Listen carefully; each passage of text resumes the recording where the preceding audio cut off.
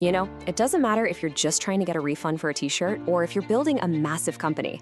There's one thing that connects absolutely everything, and that's customer service. But what does that really mean in today's world? Let's dive in and break down the foundations.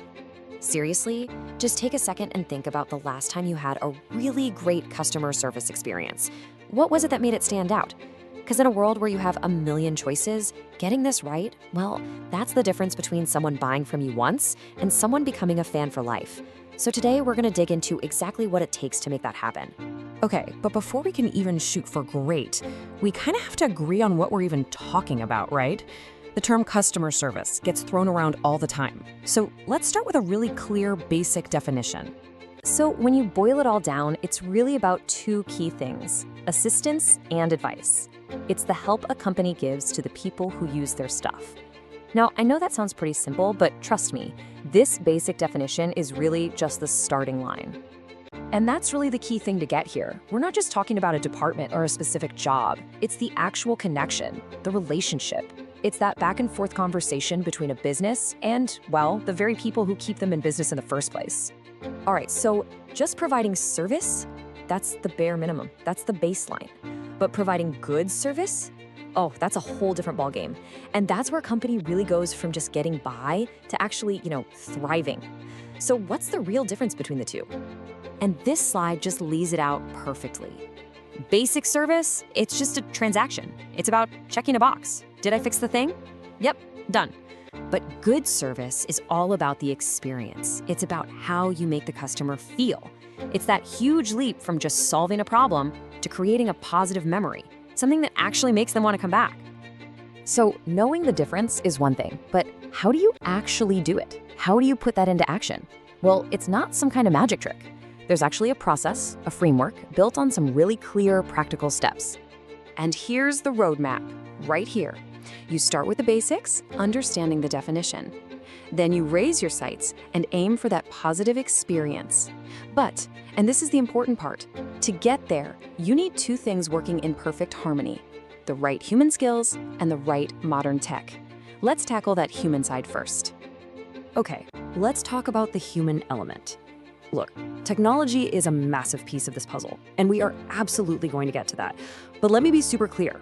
Without the right human skills on the other end, the most advanced, most expensive software in the world is basically just a really, really fancy paperweight. So when we talk about skills, what are we really talking about? It's way more than just being nice on the phone. We're talking about real, tangible stuff like empathy, communicating super clearly, and being able to think on your feet to solve a problem. These are the things that power great service. And honestly, that's the main takeaway. It's a journey, right? Kind of like climbing these steps. It's not good enough to just know that these skills are important. The real goal here is to master them. Every single step you take to get better at this stuff is what takes you from meh, it's okay service to something that's truly excellent. All right, so now for the other half of the equation. And believe me, it's a big one. The source material calls it a technology paradigm shift. And that is not an exaggeration at all. I mean, the tools we have at our fingertips today have completely rewritten the rules for how companies and customers talk to each other. Now, what's so interesting about this quote is how strong the language is. It doesn't say it would be nice or helpful to use a CRM. It says you would need to use one. That changes everything. It frames technology not as a nice to have, but as a fundamental, non-negotiable requirement for doing business today. So what in the world is a CRM? The easiest way to think about it is like the company's brain for all things customer related. It's the one central hub where every email, every phone call, every chat, everything gets tracked. It means nothing falls through the cracks, and anyone who talks to a customer has the full story right in front of them.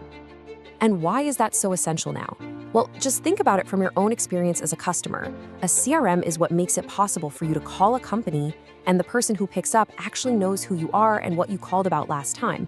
You don't have to explain your whole life story all over again. It lets businesses give you that consistent, personal touch, even if they're huge. So that really brings us back to the modern formula for amazing service. It's not one or the other. It's this powerful combination. You take a skilled, empathetic person, and you give them incredible technology that lets them do their job even better.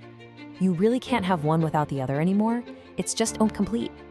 So I'll leave you with this question to chew on. As all this technology gets smarter and smarter, How do we make sure that the human connection, the thing that's really at the heart of great service, doesn't just fade away? In fact, how do we use that tech to make the human part even stronger? That right there is the biggest challenge, but it's also the biggest opportunity. Thanks so much for tuning in.